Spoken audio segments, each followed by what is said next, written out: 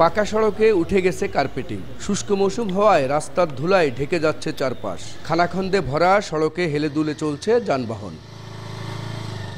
দীর্ঘদিন সংস্কারের অভাবে লক্ষ্মীপুর পৌরসভার বেশিরভাগ সড়কের বেহাল দশা।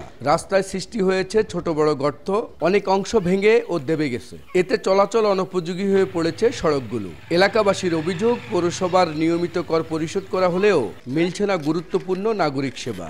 ভাঙ্গা সড়কে প্রায়ই ঘটছে দুর্ঘটনা, বিকল হচ্ছে যানবাহন। আমরা তো এই মসজিদে যাইতে পারি না, হাঁটতে পারি না, কোনো লুকুটুকু হইলে নেন জানা লক্ষ্মীপুর যাওয়ার মতো অটো নিয়ে অটো উল্টে যা বহু ঘটনা ঘটছে। প্যাসেঞ্জারে জারখানি খাইতেছে, আমরা নিজেরা ভোগান্তি হইতেছি। রাস্তার অবস্থা এত খারাপ যে আমাদের কলেজে যেতে অনেক সমস্যা হয়। এই 14 নম্বর ওয়ার্ডটা অত্যন্ত বেহাল দশায় আছে, প্রশাসনের দৃষ্টি আকর্ষণ করব। তবে শিগগিরই সড়কগুলো সংস্কারের আশ্বাস পৌর কর্তৃপক্ষের। বর্তমান সরকার পৌরসভার উন্নয়নে একটি বেশ বড় প্রজেক্ট অনুমোদন দিয়েছে। এই প্রজেক্টের বরাদ্দ আসলে আমরা সবগুলি রাস্তাই পর্যায়ক্রমে করে নিতে পারবো। কর্তৃপক্ষের তথ্য মতে লক্ষ্মীপুর পৌরসভার মোট সড়কের দৈর্ঘ্য 210 কিলোমিটার। এর মধ্যে পাকা ও আধা পাকা সড়ক রয়েছে 153 কিলোমিটার। মাজহারুল আনোয়ার টিপু, সময় সংবাদ, লক্ষ্মীপুর।